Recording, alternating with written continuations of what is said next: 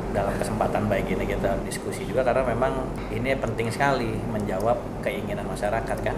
Apalagi mereka sekarang giat banget nih, semenjak Covid semua beralih ke pangan. Cuma persoalannya kan kalau itu nggak bisa kita buktikan secara faktual kan, fisiknya bagaimana kan susah, ya kan Pak? Assalamualaikum warahmatullahi wabarakatuh. Waalaikumsalam warahmatullahi wabarakatuh. Saya Harfiq Hasnul Kolbi, Wakil Menteri Pertanian Republik Indonesia. Dalam kesempatan yang baik ini, di samping saya menghadiri acara Nahdlatul Ulama, karena kebetulan juga saya bendahara Nahdlatul Ulama. Hari ini kami dan rombongan menyempatkan hadir di keluarga besar kami untuk melihat, untuk memperdalam, berdiskusi, mencari solusi yang terbaik untuk Provinsi Lampung di sektor pangan. Di sini telah hadir keluarga besar kami, ada beberapa UPT kami di sini untuk lebih detail, untuk lebih lengkap. Santai-santai, silakan Pak. Terima kasih Pak Lamin. Kami dari Balai Veteran Lampung, Pak Lamin, kami adalah UPT atau unit pelaksana teknis dari Dijen PKH Pak, Peternakan Kesehatan Hewan. Jadi memang di sini kami BVET memang terutama untuk menjaga wilayah kerja kami itu tidak terjangkit penyakit hewan menular tragis. Jangan sampai wilayah kami itu yang di Lampung, Sumatera Selatan, Bengkulu, sama di Bangka Belitung itu ada penyakit yang masuk, dalam artian penyakit yang bisa menular ke hewan yang lain. Dan mungkin termasuk yang zoonosis atau menular ke manusia. Ini kan Lampung itu adalah lumbung ternak. Di sini sapi sangat banyak, ayam sangat banyak, kambing domba ada, dan yang lainnya cukup banyak ternaknya itu. Nah itu kalau sampai misalnya itu hewan-hewan tersebut atau ternak tersebut itu kemasukan penyakit hewan yang menular, itu akan sangat mengganggu produksi ternak yang ada di Lampung. Jadi betul sengaja kami awal di sini langsung dihadapkan memang pas di farm besar gitu ya, ada penyakit yang menular tuh Pak. Alhamdulillah kami kerjasama dengan provinsi, dengan dinas kabupaten kota, serta pas farmnya lumayan familiar gitu atau lumayan mau kerjasama, sehingga alhamdulillah itu bisa kami hentikan.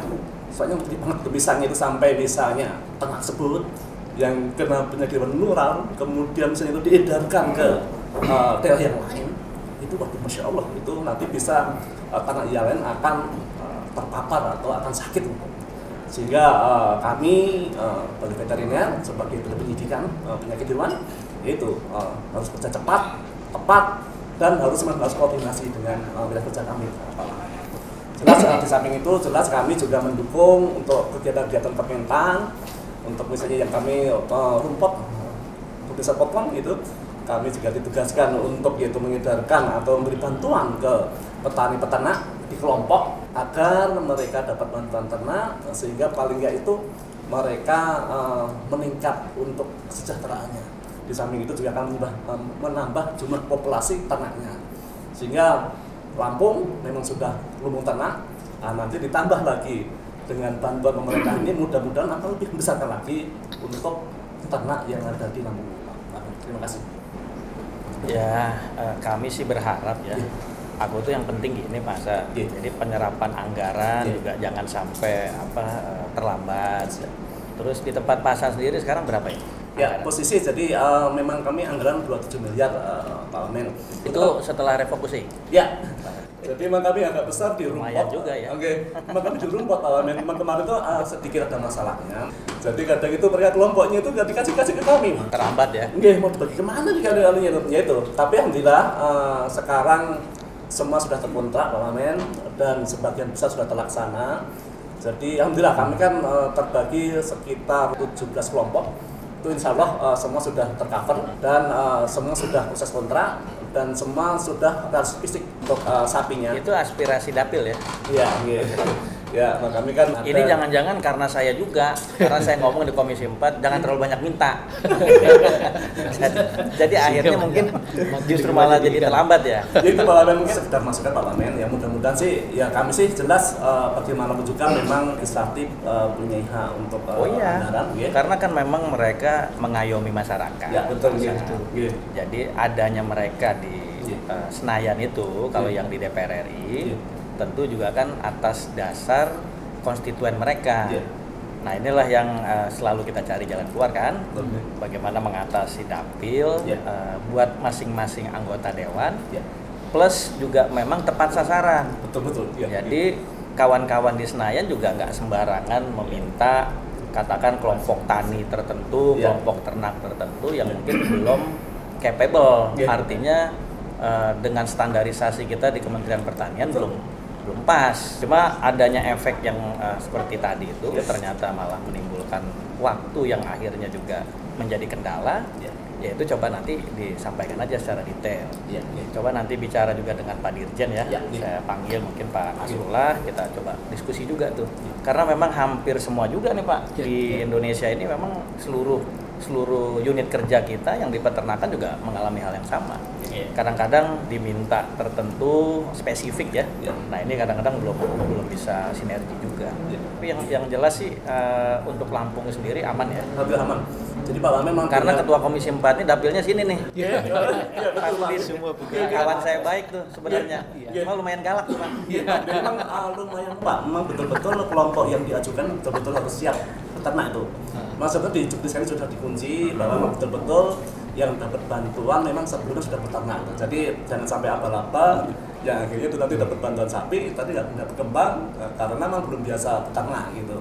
Dan untuk yang tadi itu yang masalah bermanfaat atau kelompok Parlemen, tadi kami dari dapat input dari Pak Sesdit, memang ternyata itu kan untuk berikutnya ya sudah pokoknya sampai tanggal 31 Januari itu kewajiban kami untuk verifikasi kelompok. Jadi sudah ada kelompoknya dan kami verifikasi sehingga tanggal 31 Januari itu sudah lengkap. Nah, nanti kalau sudah di luar tanggal itu nanti kewajiban yang itu dari aspirasi. Silakan untuk diselesaikan. Saya kosong aja itu lumayan mengganggu. Yang akhirnya itu mungkin TRI juga mundur. Nah itu penting tuh. Jadi memang bukan hanya kawan-kawan di Senayan aja yang berharap aspirasi, tapi kita di kerja-kerja eksekutif juga punya aspirasi. Betul. Jadi ada masukan juga untuk mereka, ini penting karena kalau saya lakukan rapat-rapat dengan DPR ini kan kalau nggak ada masalah yang dibawa juga kan mereka nggak tahu. Nah ini penting nih Pak Sa. Jadi ya saya sih berharap utamanya memang target kita sampai itu dulu.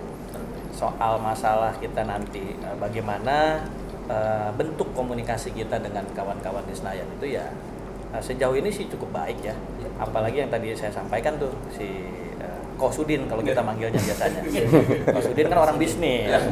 Jadi dia sangat open lah, pasti open minded dan alhamdulillah sejauh ini juga support sekali sih di Kementan itu. Kita kasihkan Pak Wamen informasi-informasi yang tentang masalah juga. Jadi bukan hanya sebagai problem solving, tapi masalah yang terjadi juga kita sampaikan. Oh, misalnya dia mau melakukan pengembangan tentang masalah pisang. Nah, pisang yang harus dia mendapatkan benih ini, persoalannya mungkin ada penyakit yang mungkin karena dia mengintroduksi dari mana, atau mungkin kasus pengembangan daripada sapi. Mungkin kita arahkan mungkin lebih bagus adalah ternak yang ada di sini. Dan insya Allah mudah-mudahan mereka juga welcome untuk mau mengikuti dan bahkan ya melakukan apa yang kita sampaikan gitu. Termasuk itu Pak Wamen, model-model kerjasama kemitraan, nah, itu penting. Petani, korporat dengan petani juga kita usahakan supaya itu bisa diperkuat lagi, sehingga manfaat profit itu bukan hanya di perusahaan tapi juga di rakyat, di petani. Betul. Jadi itu memang sejalan juga sebenarnya Pak dengan keinginanku utamanya ya, tapi ya memang Kementan lah itu program kerja bagaimana kita membangun budaya yang memang kompetitif. Presiden kan berharap sekali tuh soal itu. Jadi yang soal one local company for one local government itu nggak main-main. Karena banyak sekali loh BUMD ini yang nggak jalan di daerah ini. Aku kunker ini yang hampir 70% waktu kerjaku lah kunker ke daerah ini sekarang itu lebih banyak di lapangan. Karena memang presiden sendiri detail sekarang. Pertanyaan beliau itu juga benar-benar rinci sekarang karena kan beliau basically orang teknis. Jadi ini yang sebenarnya jadi kendala kita, tapi sekaligus men-challenge kita sih sebenarnya Pak. Artinya kita jadi semangat juga kan bekerja. Bagaimana dia berharap soal petani milenial, usia produktif petani mengalami kemunduran sekarang, ketertarikan itu di catatan beliau itu ada 72% petani yang sudah istilah kita tuh kolonial lah, di atas 45 tahun. Terus yang milenialnya cuma sisa tinggal 28%. Ini dia concern. Terus soal lahan Pak, lahan juga dia titipkan terus ke aku. Itu gimana? Kita nggak bisa juga kan seperti di mana ya? Jepang, di Korea atau China ya kalau nggak salah. Tidak bisa diwariskan. Jadi kalau misalnya punya anak 3 cuma 1. Kalau punya lahan 1 hektar ke 1 orang. Kalau anaknya 3 nggak boleh. Terserah yang lain mau dibagi dengan cara apa. Aku sampaikan nggak mungkin juga Pak Presiden kita di sini. Itu dasarnya adalah kalau dibagi 3 tinggal 3.000 meter Pak. Kurang lebih. Betul. 3.300. Punya anak 3 lagi tinggal 1.000. Punya anak 3 lagi 300 meter kan. Akhirnya efektif. Dalam kesempatan baik ini kita bincang-bincang juga. Diskusi juga karena memang ini penting sekali menjawab keinginan masyarakat kan. Apalagi mereka sekarang giat banget nih beralih ke pangan semua. Semenjak Covid argumentasi kita, tim kita nih, keluarga besar kita di Kementan bahwa adanya petani baru 3-4 juta, terus penyumbang APBN 16,24% kemarin 2020, 2021 sebentar lagi tercatat berapa. Cuma persoalannya kan kalau itu nggak bisa kita buktikan secara faktual kan, fisiknya bagaimana kan susah, ya kan Pak? Jadi kalau soal pisang tuh gimana Pak? Apa yang bisa kita lakukan nih? Inovasi apa nih? Izin Pak Wamen sebelum menjawab. Nah, ntar lupa ini. Oke.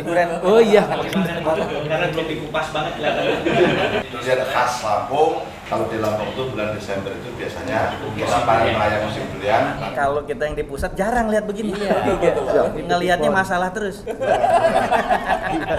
Betul. Jadi kalau yang pisang tadi bagaimana Pak? Bisa kita inovasi itu gimana? Ya, balai kami berfungsi sebagai pengkaji peneliti yang sifatnya spesifik lokasi. Jadi khusus untuk wilayah Lampung. Di samping itu ada tambahan mandat yang diamanatkan oleh Kementerian Pertanian. Kami juga harus membackup semua pelaksanaan kegiatan-kegiatan dirjen teknis. Semua kegiatan dirjen teknis yang ada di Lampung itu menjadi tanggung jawab kami juga untuk bisa sama-sama mensukseskan karena kita dari satu kesatuan.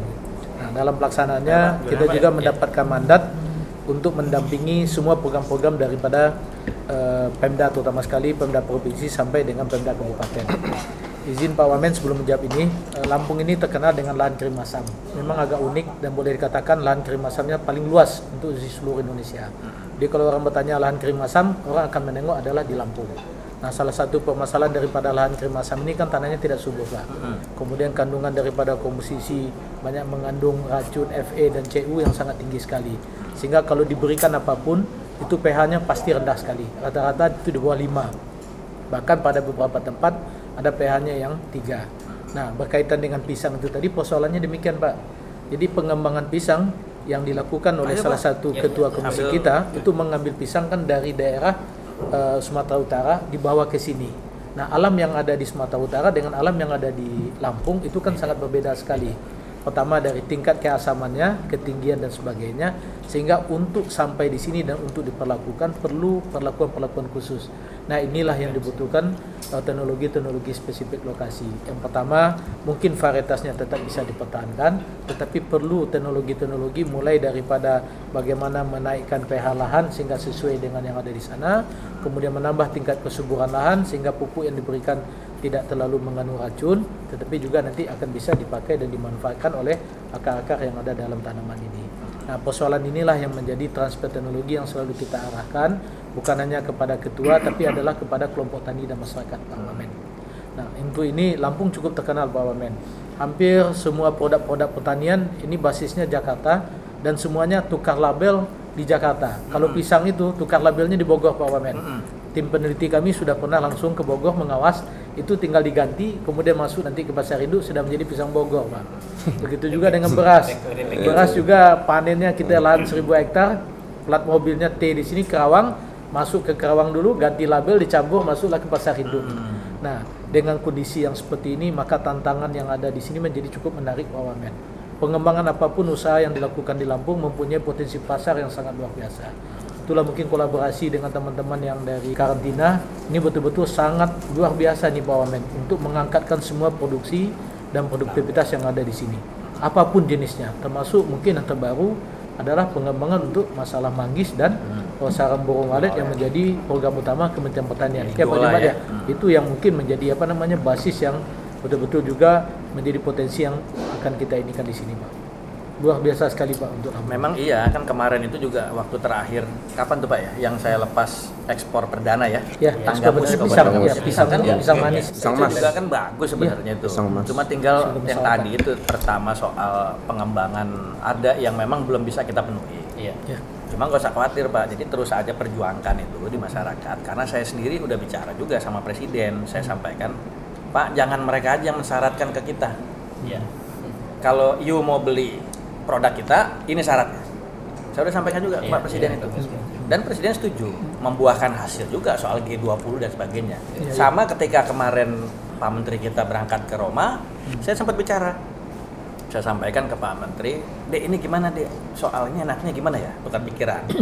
Saya sampaikan Kak, nggak usah terlalu berpikir G2G terus. Kan bisa B2B. Dengan yang informal seperti ini. Bawa sampel itu sebagai sampling, bawa ke Eropa itu taruh aja di kafe-kafe itu di Roma itu. Aku tahu persis kok banyak kok. Silahkan. Kalau ada repeat order kan itu bagus. Ya kan Pak? Ada repeat order dari mereka itu kan bagus sekali. Lah kita tahu kok kalau yang bule-bule di Denpasar kopi sasetan juga 2.000. Dia minum juga. Oke, kalau dari sisi quality, terus mengenai itemnya, jenis-jenis kopi, bolehlah. Tapi tidak semua juga kan. Soal itu orang mengerti penikmat kopi sejati belum tentu juga. Masyarakat awam yang penting taunya kopi ada juga. Jadi dalam arti bahwa lakukan dengan cara yang lebih sederhana dan lebih humanis juga. Aku sampaikan itu ke Pak Menteri dan alhamdulillah ternyata repeat ordernya banyak. Itu yang kemarin Kementan umumkan berapa tuh nilai jual kita? 7, sekian triliun. Nah, 7,9. Salah satu pengembangan ini yang nanti akan berbasis dengan teman-teman dari UPT pusat kita, pengembangan RPIK Pak Wamen. Jadi RPIK lagi. Jadi kalau dulu penelitian itu hanya risetnya 1-2 hektar, sekarang itu sudah di atas 100 Pak Wamen. Nah, dengan konsep 100 hektar dengan penanaman panen tanam, ini akan bisa berkesinambungan dan mendapatkan harga yang relatif lebih bagus. Kemudian tinggal menentukan nanti komoditas per masing-masing desa ataupun mungkin kecamatan yang akan kita angkatkan menjadi skala nasional. Nah, itu mungkin akan menjadi program kita nanti ya Pak Jumat, Pak Hasan di 2022. Ya Pak Ferry ya. Sama-sama ya. Ya kalau aku sih hanya berpikirnya yang tadi soal azas kemanfaatan buat masyarakat. Terus berikan mereka masukan yang sifatnya memang secara edukasi itu sederhana, simpel, tidak terlalu berbelit-belit, mudah diterapkan. Kemarin kunjungan terakhirku sempat kita ke Cirebon soal mangga gincu. Jadi ada sekitar hampir 400 hektar.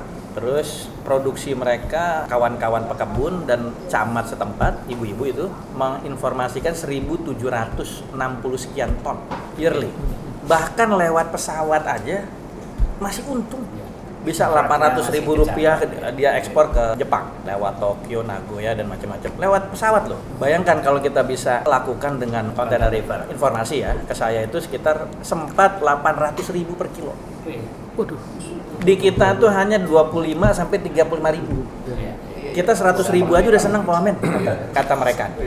Coba deh, kan potensi banget. Satu, kedua juga sebelum masuk ke area, aku diperkenalkan tuh kemarin ke lokasi-lokasi yang sentra bisnisnya mereka nih, Pak. Jadi produk hilirnya ada manisan mangga, keripik mangga, coba. Jadi di samping yang fresh, itu kan bisa. Jadi gini, katakan di fresh ini lagi slow. Mungkin yang yang dari posisi retailnya itu yang udah produk meja istilahku itu malah laku. Produk turunannya. Itu luar biasa loh. Nah, ini juga sama kan. Jadi aku lihat berapa kali kungker aku ke sini ke Lampung. Terus juga aku lihat potensi-potensi, kan sayang ini. Jadi cita-cita kita semua utamanya Presiden ingin mempunyai legacy lah di pemerintahan yang 2 periodenya Pak Presiden ini, ingin sekali nih ada legacy yang sifatnya itu memang dikenang dan sebuah keberhasilan membuat petani milenial, bagaimana regenerasi petani ini berjalan mulus, bukan cuma profesi yang becek, profesi yang dekil. Nah, begitu aku perkenalkan, Pak udah robotik loh Pak, waduh, Yang di mana tuh di Serpong ya? Ya. Balai uji coba kita itu. Balai mekanisasi. Aku lihat tuh kan. Aku kirim tuh videonya yang bisa jalan sendiri itu. Ya. Bisa di remote dari jauh nih Pak, kalau Bapak mau nyiram di Enrekang misalnya kebun. Dari sini bisa airnya keluar. Wah, hebat ya nah. Itu kan inovasi. Cuma kita harus lakukan kontinuitasnya itu berlanjut. Sehingga juga bukan mustahil juga kan. Kalau suatu saat kita memang jadi produk pangan terbesar di dunia kan bisa. Ya. Itu nggak mustahil loh. Ini sering aku sampaikan baik secara bercanda maupun serius sering. Bukan artinya kita gaptek juga, nggak boleh juga kan harus mengikuti perkembangan itu. Tapi kan kita punya sumber daya alam. Fokus aja itu dulu. Dengan yang aku maksud itu, aku bilang sampaikan Pak Presiden, di samping beliau itu juga sangat tertarik perkembangan teknologi. Itu benar, tapi utamanya yang tadi itu. Jangan sampai ketinggalan nih sumber daya alamnya. Aku sering bercanda nih di kabinet member kita, Bu Retno juga aku sempat bicara juga. Bu, sekali-sekali bawa aja pete kek. Kalau Ibu lagi kongko-kongko di Hong Kong, udah Bu, sambal pete.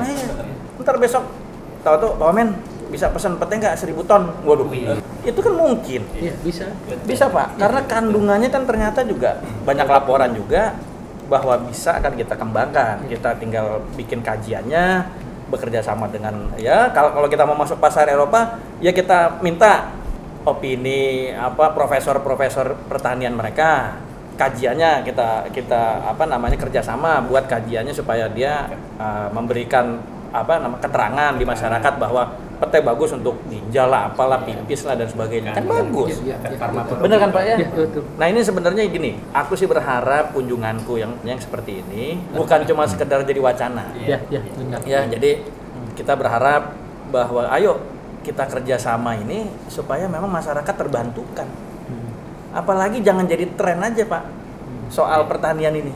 Gara-gara kehilangan lapangan pekerjaan di sektor lain terus ketulah semua jadi petani. Sama tuh kayak produk porang. Presiden berharap banget kan. Aku sampaikan Pak, dia bilang juga, tapi kalau semua orang nanam porang gimana? Kata dia. Ntar harganya turun pakai teori ekonomi pasar. Aku bilang Pak, kalau kami di pertanian nggak konsentrasi itu. Yang penting kita produksi dulu. Soal bagaimana nanti kita jualannya, marketnya kita banyak kok. Percuma Bapak punya diplomat, punya ambasador, kita punya atas pertanian, perdagangan. Tugaskan mereka. Aku bilang, jadi dalam arti bahwa dengan cara itu cita-cita kita jadi negara pangan, produk pangan terbesar di dunia bisa tercapai. Dan sederhana kok. Kalau aku lihat asal ada nama itunya ya Pak ya. Betul. Jadi tidak mesti jangan kebanyakan Pak. Untungnya jangan terlalu banyak. Izin menambahkan Pak Wamen terkait dengan ekspor. Jadi insya Allah sudah clear Pak Wamen. Jadi kata Bapak Menteri itu sarapan pagi. Nah, sarapan siang kita mengembangkan ekspor Pak Wamen. Jadi program Kementan yang terkait dengan 3 kali lipat ekspor gratis periode 2019-2024. Ini alhamdulillah untuk Lampung sesuai yang tercatat di targetnya oke ya. Targetnya alhamdulillah Pak, ini tahun kedua kita sudah di angka hampir 50% Pak Wamen. Karena data kami ekspor di 2020 nilainya baru di angka 10, sekian triliun. Terus untuk ke tahun 2021 ini sampai November nilainya sudah 14, sekian triliun. Sehingga sudah mungkin dalam 1-2 tahun ini sudah hampir 50% Pak, sudah 1,5 kali Pak Wamen. Jadi nanti insya Allah 4 tahun. Itu adanya di petani senior apa petani yang memang milenial? Ya. Udah terlihat belum indikasinya? Ya. Ketertarikan itu? Kita memberikan bimtek Pak Wamen. Bimtek rutin dan kepada petani milenial terutama juga mendorong tumbuhnya eksportir baru. Menggeser mindset Pak Wamen. Kalau dulu mindset masyarakat tuh jadi eksportir itu dalam jumlah yang besar, volume yang besar, perizinannya susah. Kita eksportir dengan rumah tangga style marketing. Cuma teksnya gimana tuh ya? Kita teksnya sudah Pak. Udah jadi juga. di ketika kami melakukan fintech di Ulu Belu, di Tanggamus dan juga di Lampung Timur, terutama untuk komoditas-komoditas yang memang eksotik ya seperti kopi, tanaman hias, itu sudah banyak Pak Wamen. Jadi testimoninya ibu-ibu sudah senang, katanya dagang dapat uangnya dolar, bukan lagi rupiah. Hebat ya. Terus ketertarikan regenerasi anak muda? Petani-petani milenial yang kita gaet. Berikan bintang, kita berikan pandangan bahwa menjadi penyuluhan, termasuk pendampingan. Oke itu. Menjadi eksportir bukan hal yang susah, hal yang susah. Dengan kita hadirkan para pegiat eksportir baru yang sudah berhasil, kita jadikan narasumber, memberikan pengalamannya, semua tertarik. Testimoni lah. Testimoni seperti itu Pak Wamen. Mungkin sebenarnya kalau terkait dengan pengembangan SDM, nah itu sebenarnya tugasnya dari kami nih, balai kami Pak. Jadi BPP. Terkait dengan tupoksi balai sendiri, memang UPT-nya Badan Penyuluhan dan Pengembangan SDM Pertanian. Di Sumatera ini ada 2, salah satunya itu Lampung. Tugasnya kita melatih penyuluh dan petani Pak, yang ada di 4 provinsi. Wilayah kerja kita artinya mencakup 4 provinsi, dari Lampung sendiri, Bengkulu, Sumatera Selatan, dan Bangka Belitung. Nah, sebenarnya kalau kalimatnya sederhana ya, membangun sumber daya manusia, tapi itu sebenarnya tugasnya berat sekali Pak, karena membangun karakter ini Pak. Etos kerja. Ya, mindset. Nah, ini yang berubah. Nah, artinya kalau balai kami memang, ya itulah kalau secara sederhana memang tempat berlatihnya penyuluh dan petani di 4 provinsi tersebut. Nah, terkait dengan milenial, ya mungkin itu PR kita bersama nih, bahwa memang seperti tadi Pak Wamen sampaikan, bahwa secara data anak-anak muda yang mau terjun ke pertanian kan sedikit lah. Makin tahun tuh makin berkurang gitu loh. Nah, memang itu PR kita. Dan di Badan SDM sendiri memang ada program-program sih Pak. Artinya sudah membentuk petani milenial ya. Terus juga kita bagaimana caranya mengubah nih mindset bahwa bertani itu nggak kotor, ya artinya dengan alat-alat mekanisasi, sudah memanfaatkan teknologi, ya itu, ya memang ini tugas berat lah, karena lagi-lagi ya membangun mindset, membangun SDM, membangun karakter, ya supaya mereka mau bertani gitu. Kalau program banyak Pak, dari badan sendiri, salah satunya itu ada program petani milenial gitu, memang ya kita juga kampanyekan itu gitu loh. Ya kalau tugas harian kita di sini ya memang melatih penyuluh dan petani. Memang kalau di antara berempat UPT ini mungkin paling sering ke tempatnya Pak Jekvin nih, artinya penyuluh-penyuluhnya tuh paling sering kita gandeng lah Pak gitu. Atau kemarin ya peneliti-peneliti itu kan kita gandeng juga supaya itu ya mentransfer ilmunya gitu kan. Tapi itu bukan hal yang mustahil ya. Memang sudah tahu apa manfaatnya. Oh iya. Ya, petani-petani milenial sudah bisa merasakan manisnya bisnis. Ya. Itu yang paling utama itu kata kunci sebenarnya Pak. Itu bisa menjadi magnet untuk para muda, para petani milenial itu bisa. Kalau itu semua kan bagian kerja. Ya. Artinya kita buat program kerja. Tiap tahun program kerjanya soal BIMTEK lah, soal macam-macam penyuluhan, terus benih bibit itu kan program kerja. Tapi utamanya sih seperti aku sampaikan ke Presiden, 2 hal. Pertama soal trust, kedua soal income. Soal trust itu yang tadi bagaimana kita membuka diri. Karena sekarang udah worldwide. Anak muda ini udah profesi, udah banyak pilihan Pak. Mojok di warung-warung kopi, buka laptop, nyalo ini, nyalo itu udah dapat 2-3 juta per minggu, per hari, udah. Nggak mau dia pusing-pusing soal itu kan Pak, benar nggak? Trader aja. Nah itu pertama. Kedua tentu soal masalah bagaimana kita membuka diri dalam arti ruang lingkup pertanian. Kalau mereka mau masuk ngurus yang tadi itu Pak, mudah, RIPH gampang, ya kan? PC gampang. Kita terbitkan on the spot Pak. Itu yang di lapangan. Itu apalagi itu. Nah, itu di lapangan sosialisasi tuh. Bagaimana caranya tuh jadi bahwa mudah kan sekarang ya, tuh. jadi kalau kita laksanakan BIMTEK itu Pak Wamen, jadi ibu-ibu itu ibu rumah tangga banyak kan KWT, kita langsung kasih caranya di bukan ibu-ibu yang muda ya Pak ya. Termasuk lagi yang muda-muda yang masih fresh lah mikirnya kan. Itu bagaimana packing, kirim, kemudian alamat kemana, langsung fitosanitary sertifikat kita terbitkan di situ. Kita kerjasama dengan pos, kemudian juga dengan custom kalau perlu diperlukan. Luar biasa ini. Artinya gini ya, maksudnya masyarakat nggak banyak tahu loh. Belum Pak, belum. Nah, bagaimana mengkampanyekan itu, mempublikasikan itu jadi tugas kita. Mungkin masing-masing lah ya, ada wilayah kerja, provinsi dan sebagainya. Pak Willy pernah menyampaikan Pak bahwa karantina telah menerbitkan bisa menerbitkan sertifikat on the spot. Iya, on the spot waktu di Tanggamus ya. Waktu di Tanggamus. Ya itu memang mudah-mudahan seperti yang sektor private yang model kayak Pak Willy ini bisa banyak. Iya. Jadi Yang paling bisa unik, mengedukasi ya. Sekarang juga ada tambahan Pak Wamen, kita juga sudah bisa menghasilkan produk-produk yang spesifik lokasi dalam pengertian jenis varietas Pak. Misalnya kayak Badan Litbang sudah mengeluarkan 45 varietas, kan tidak semuanya cocok. Nah, pada wilayah-wilayah tertentu kita sudah tahu. Pada wilayah misalnya untuk Lampung Selatan ini cocoknya adalah Impari 32 gitu. Kemudian untuk wilayah di daerah Mesuji itu adalah cocoknya mungkin adalah jenis Impara dan sebagainya. Nah, peta-peta yang seperti ini sangat mendukung sekali program kerjasama teman-teman di Gratex itu nanti, karena akan menghasilkan rasa dan cita rasa yang berbeda gitu. Misalnya kalau kopi Robusta kalau dipaksakan ditanam misalnya di daerah Lampung Barat, yang untuk jenis misalnya sekarang Corolla 1, 2, 3, 4, maka untuk wilayah di Tanggamus itu tidak cocok kita kembangkan 1, 2, 3, 4. Mungkin tesnya akan berbeda, kita kembangkan spesifik lokal seperti Komari dan sebagainya gitu. Nah, ini menimbulkan cita rasa yang sangat luar biasa gitu. Alhamdulillah baik, jadi terima kasih ya. Masukan ini akan segera juga coba kita diskusikan di kantor pusat dengan para pejabat eselon 1 pastinya. Dengan Pak Menteri juga aku segera komunikasikan. Masukan-masukan ini juga penting sekali, dan yang utama tadi adalah bagaimana mempublikasikan, mengedukasi masyarakat sehingga informasi ini bisa sampai. Jadi sekali lagi terima kasih. Mudah-mudahan membawa berkah kita semua. Amin. Jumpa di sini, ketemu di sini, udah ditraktir makan durian sambil ngopi, ya bahkan luar biasa banget kan itu kan. Ngobrolnya Pak Wamen. Ngobrolnya itu ya. Nggak mahal sebenarnya. Waktu yang betul-betul itu. Iya. Cuman karena waktu aja sebenarnya. Kita nunggu 3 bulan. Ini udah putih rambut tambah putih jadinya. Ya jadi terima kasih ya. Ini saya bersyukur sekali nih.